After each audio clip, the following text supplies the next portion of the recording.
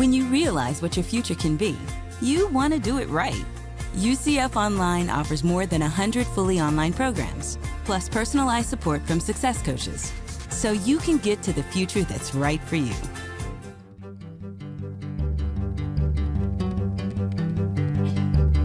From the University of Central Florida's Center for Distributed Learning, I'm Kelvin Thompson.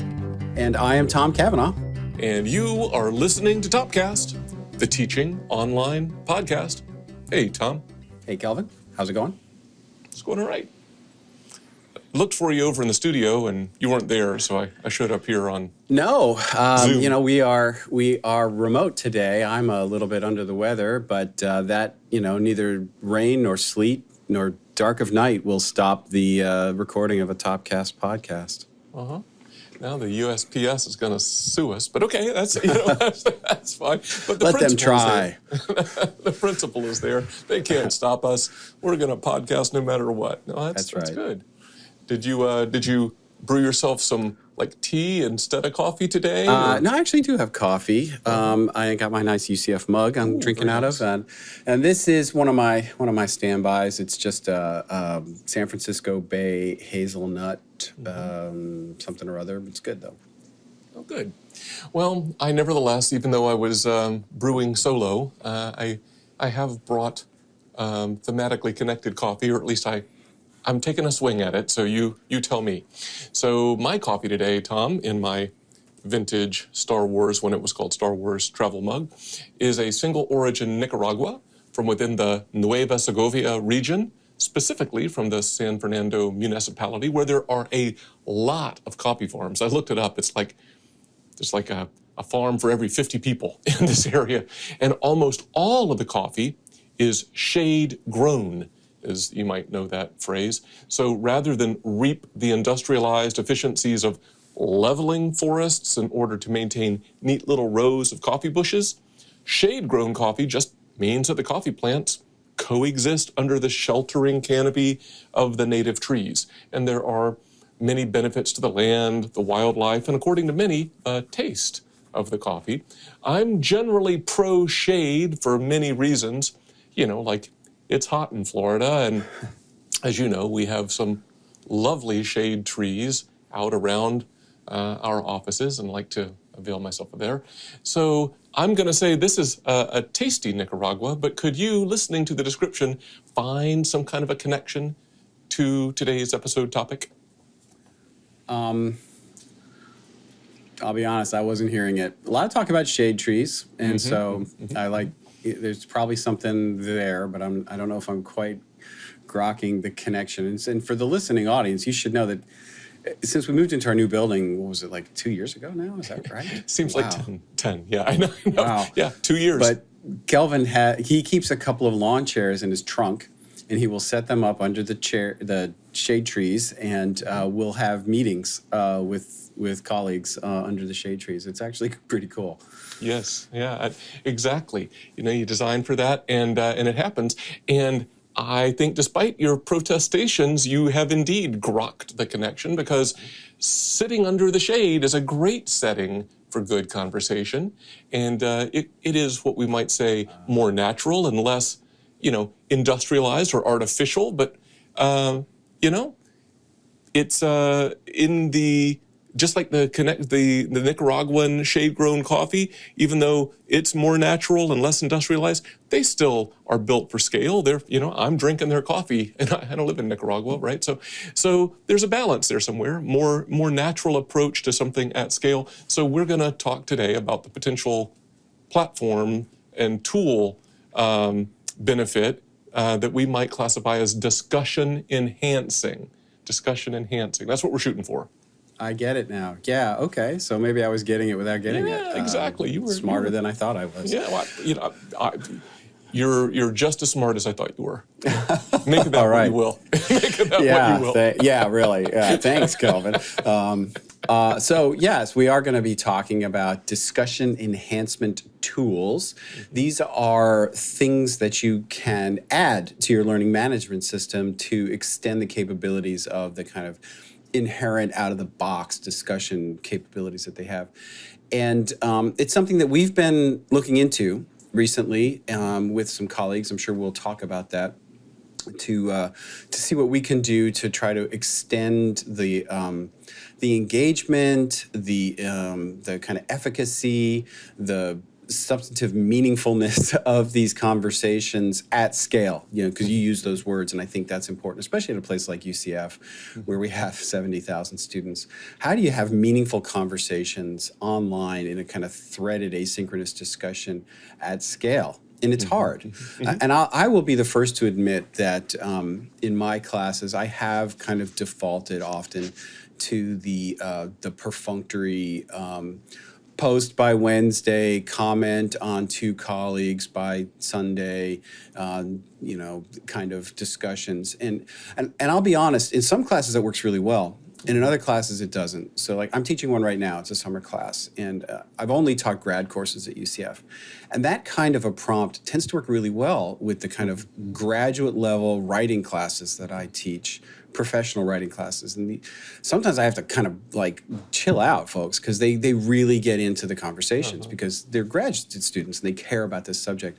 But when I've taught similar things at another institution at the undergraduate level, that kind of prompt just didn't have the same result. So I really understand why, or at least kind of intuitively, I'll use that word again, grok the value of why you would want a tool like this at scale, especially for like undergrad students.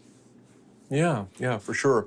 And, just to maybe hit a couple of recap points, right? Asynchronous online discussions have been almost, maybe not synonymous with, but certainly connected to, bolted in to what we think of as online education for 25 years. But we are, as you've hinted, hearing more and more complaints, either from students or you go to conference presentations, you'll find sprinkled throughout sessions that say something about getting beyond online discussions or doing better or improving or replacing or whatever, right? And there's probably some reasons for that. I thought, though, we might just comment a little bit that we're not necessarily saying online discussions bad. I mean, there are pros, there are some cons, but there's pros.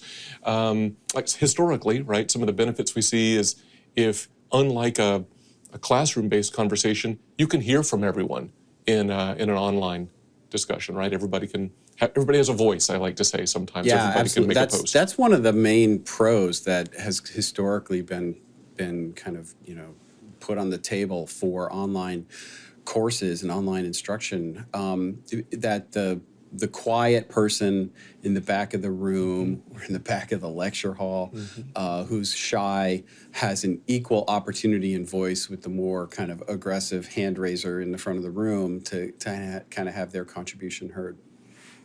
Yeah, good for non-native language speakers, good for users of assistive technologies, I should say, folks who want to kind of gather their thoughts before speaking out. All that's good, but then I think, I've thought about characterizing the complaints along the lines of like text, blah.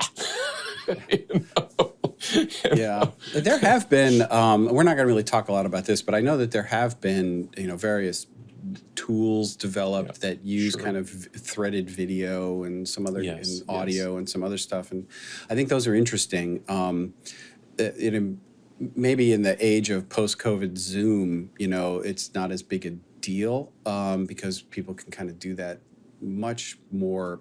It's much more accessible to have kind of a video conversation now, live. But the asynchronous side, I guess, is maybe where the value proposition of some of those tools. Well, and on that point, right, as we've talked about in some recent episodes here, onlineness, right? You've got to do, if you are selling, if you will, an asynchronous online course, and then you got to be selective about what you do with synchronous elements, right? So that you don't get in the way of the access affordances of that online modality. So yeah, there are things you can do, and we talked, in those episodes about that kind of thing.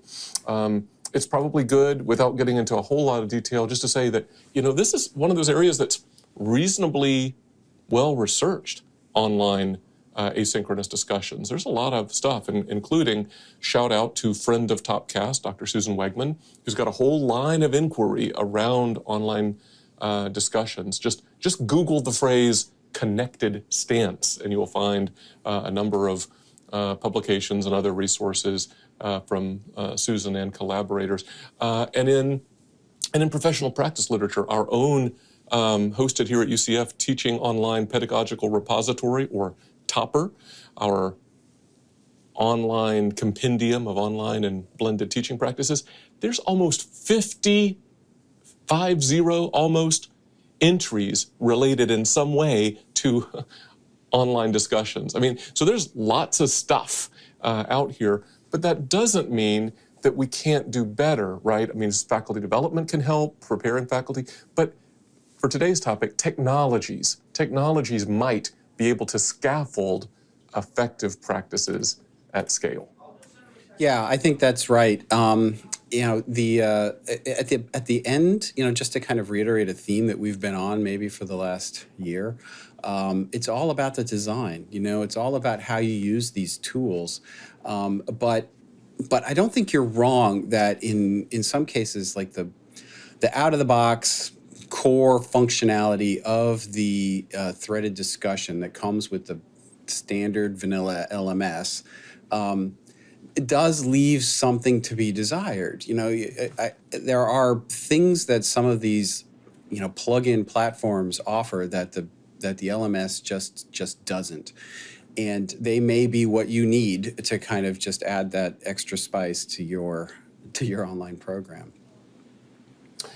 Yeah, so we thought that we might just we're not going to name names of any providers, but we thought we might talk a little bit about some of the kinds of enhancement to online discussion that some of these tools and platforms afford, and then maybe riff a little bit on, you know, kind of based on that, what do you do with, you know, kind of decision making? And as you alluded already, Tom, we did have a little recent last year faculty-led task force reviewing a whole bunch of tools and platforms co-led It's like 20 of them, right? It started off with this big list and then got it down a little narrower. So that was a pretty good exercise, right? That was led by Dr. Carolyn Messiah from our College of Business and Dr. Amy Denoyles, one of our senior instructional designers here at the Center for Distributed Learning. So this conversation sits a little bit on top of their work, I think. Yeah, well, and much appreciation to them, because it was a large undertaking. You sort of charged that group, and they had some faculty colleagues that they were chairing that task force, and I thought they did really, really great work, and allowed us to kind of narrow it down and ultimately at least make a choice to do a limited pilot with one of the choices. But honestly, one of the things that I was pleasantly, I guess, I don't know if I want to say surprised, but I was just pleased with at the end. So kind of like the top three, they were all good. Yeah, they each had their separate advantages and disadvantages, but any of those three, I think, will have improved potentially what we do. Mm-hmm. Yeah, I think that's right. Although I'll say that it's not like they were the same. I don't know, I'll use automobiles, the same car in 3 different colors. It wasn't like that. No, you're right. Like, you know, one was a stick shift because you like to drive that way, and the other was an automatic, and the other one had 4-wheel drive or whatever. You know? Very distinct affordances, different things, which maybe it's helpful. I tried to go back to the rubric-based process that they used, and I tried to categorize thematically. So failures here, shortcomings are on me, not on them. But just to kind of make some sense of the kinds of features that the faculty group that Dr. Messiah and Dr. Denoyles worked with, they said, you know, what's important to you, so that they could kind of be consistent in reviewing and ranking, rating. And these are some of the kinds of features that I saw. We can maybe bounce back and forth with some of these. and comment maybe a moment or two about them. There's certainly some benefit the faculty were looking for in what we might call automation, because it can be very laborious kind of work, wading through online discussions. So automating things like word count, citation check, plagiarism check. Did student Tom, how many posts has he made, and how many how many responses, and just having like a little summary, automating that without having to go through and manually account for all that stuff was something that the faculty found desirable.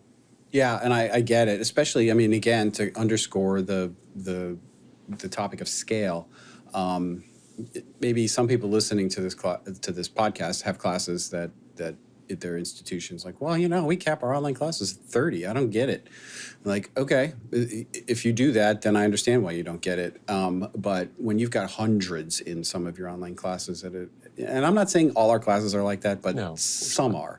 We've got some outliers that are really large, and and there's teaching assistants usually associated with that, but it's still hard to grade all of those discussions. And so this is sort of the base foundational measure, this automation, just counting stuff. Did the students, compliance almost, did you hit the word count? Did you respond the right number of times? And that's not nothing, when you've got hundreds of students. And then it allows you to kind of focus on the more higher order things that you're trying to get at in that discussion. Yeah, and these categories may overlap a little bit, but what you said there makes me think of another category that I refer to as feedback support.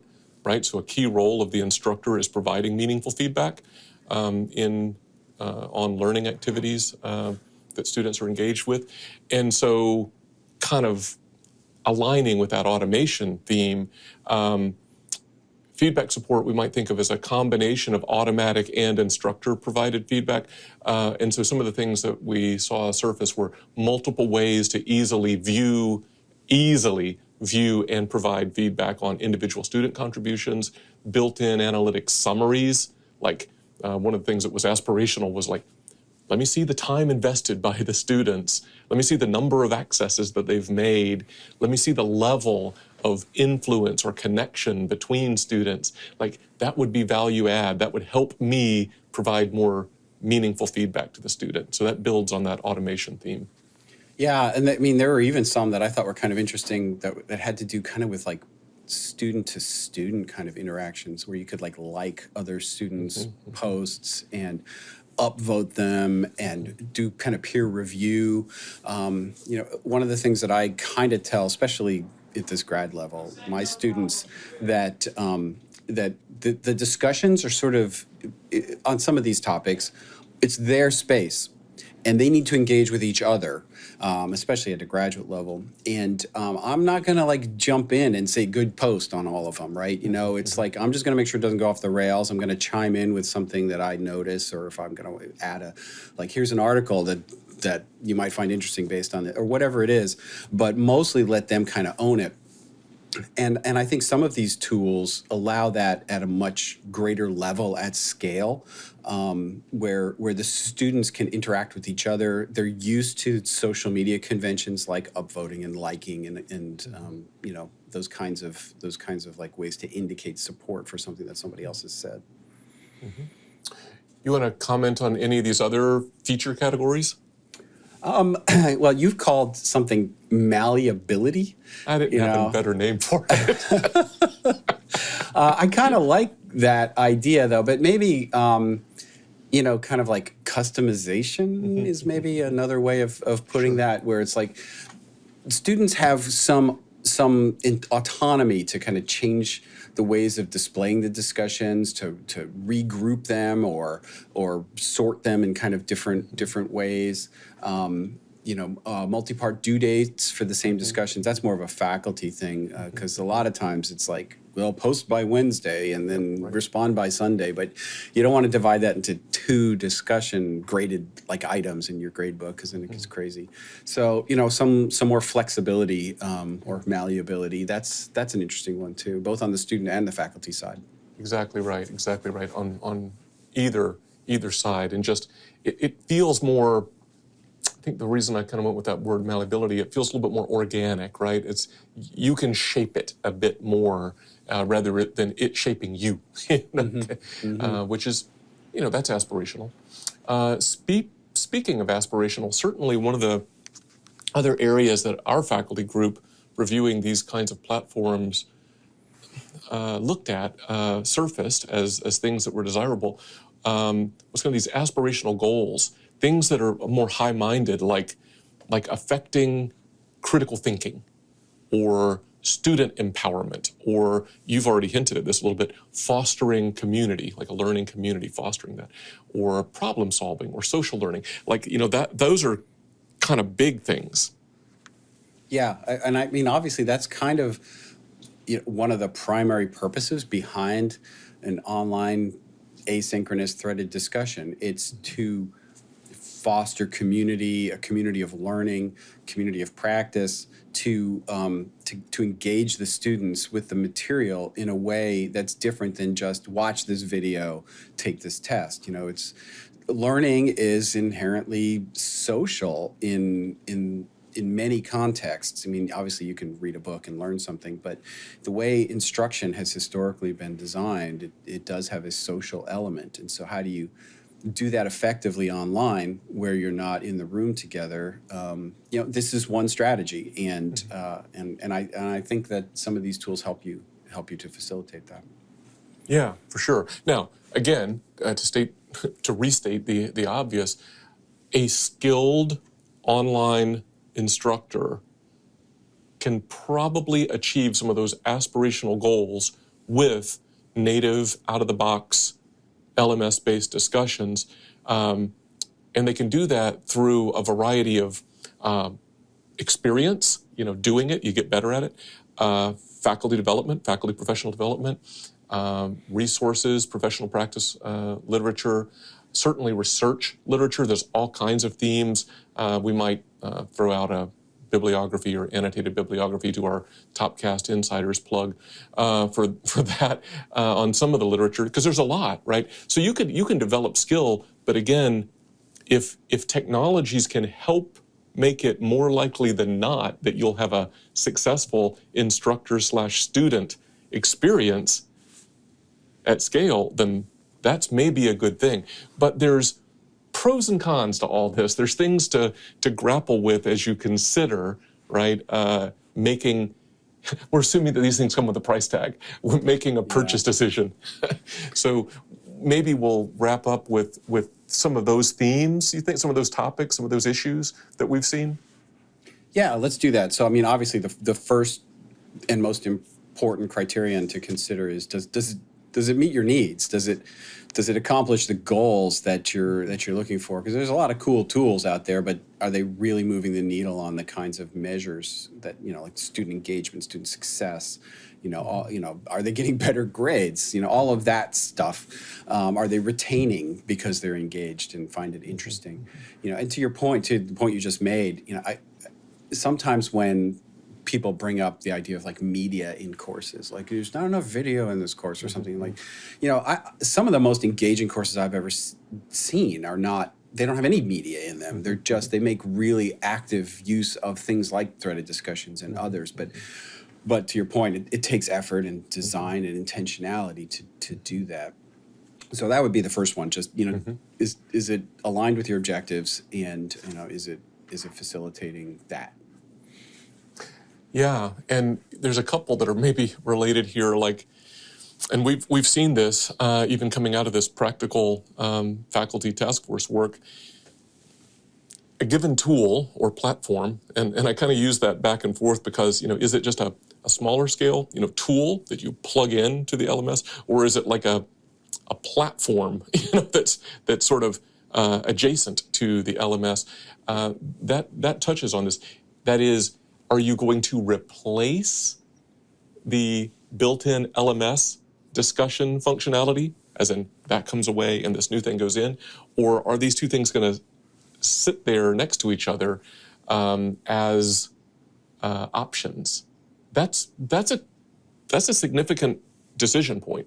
It is. You're right, and it's non-trivial because it has a lot to do with teaching your faculty, how to facilitate and design, this kind of discussion interaction, as well as students. And then say if it's not being used in every class, then students are going to have to figure out how to navigate between multiple ways of interacting with their classmates and their faculty, whether it's in the embedded, inherent, LMS discussion forum or this other thing that's going to replace it in some classes. There's a certain cognitive load associated with jumping back and forth in different ways of doing the same thing in different classes. Yeah, and related to that, I guess there's two other things related to that. One is when you make a decision, whatever that decision is related to an enhancement, a discussion enhancement platform, is that going to be institution-wide? It's just everywhere, or is it going to be, it's available institution-wide, but it's going to be opt-in? Or is it going to be deployed just at specific programs somehow? Is it niche somehow? And I'll double barrel this, and then that's related to cost, right? I was just about to say that because I would. Because those two things are related. And we've said this before. When you're at an institution of our size, anytime you do a pilot, you have to kind of think at the very beginning, what if? What if we like this and we want to scale it across the entire institution? What will that cost? And usually, we're in the call us tier of the pricing schedule. How much is this? Call us. Yeah, because it's always FTE based, right? Yeah, right. And so we have to always think about, all right, can we even consider this? Because if we like it and it does scale, then we have to be able to sustain it. Otherwise, it's not worth even starting and finding some other potential solution. But having said that, we do like to start with the pilot and to learn how does this work, learn how to support it, get some faculty champions to get some success so that they can carry the message if it works, not us. Because as we all know, faculty will respond to their peers and colleagues a lot more than they will to sort of us in kind of central distance learning support, and kind of expand it from there in our adoption strategy. And we do try to be really intentional about an adoption strategy. We don't just buy something and plug it into the LMS and let people discover it, because that's just not going to work. We do want to have a deliberate rollout plan. And then plus a pilot lets us decide, what, maybe this isn't working. I'm glad we didn't write the full FTE license because we're going to reconsider or adjust or whatever the case might be. Yeah, all that just seems like it just screams wisdom, right? That's prudent to do that. But to your latter point there, right, while you want as clean, smooth, hassle-free rollout as possible, I think this is a truism. No tool or platform is truly turnkey. It's not going to just work, right? There's going to be communication clarity that's needed with faculty, with students, training, maybe for both groups in how to use this effectively. Even though we're talking about technology tools that scaffold effective practices, there's still some degree of how do you use this thing and how do you achieve the intended benefit. And then I think that takes us to, is the benefit of the new platform greater than the effort to invest in faculty preparation to just better use existing online discussions? Yeah, and if it's not, then pull the plug on your project. But I do think there's value add in a lot of these yes. platforms, and it's one reason that's why we're looking at them and kind of doing our own little experimentation.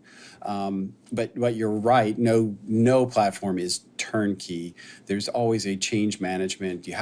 There's a learning curve associated with using it effectively, and you're probably going to want to walk before you run and flipping every dial and switch on that particular new tool for faculty. Plus, there's technical integrations. Obviously for us, a table stakes requirement is the LTI standard for a tool like this. But even then, sometimes, depending upon the platform, especially if it's not LTI certified. I just got back from learning Impact, so one ed tech, I gotta represent the brand. But even if it's not, sometimes there are other extra little things, whether it's adjustments and API or whatever that you have to kind of plug in there to make it work. Rarely is it ever, oh, okay, here's the key and it just plugs right in, especially if you're doing a pilot that's limited.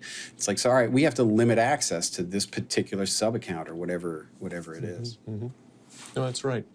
I see that our time is dwindling and my coffee cup is just about Mine empty. too. I don't know about yours. I'm done. Yeah. So you want me to try to land the plane here? Please do. Wrap it up for us, Tom.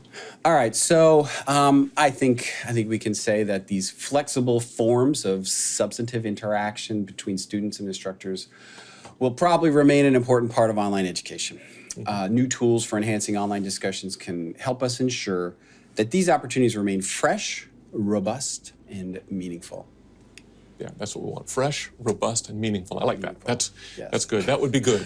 That would Robust, be good. like I'm sure the coffee that you had today that was intended for me too. Yes, that's right. That's right. No, that's good. That's good. Well, it's good to join you, even if remotely via this magical video window. We'll look forward to having a shared cup of coffee across the table from each other soon. And until next time for Topcast, I'm Kelvin. And I'm Tom. See ya.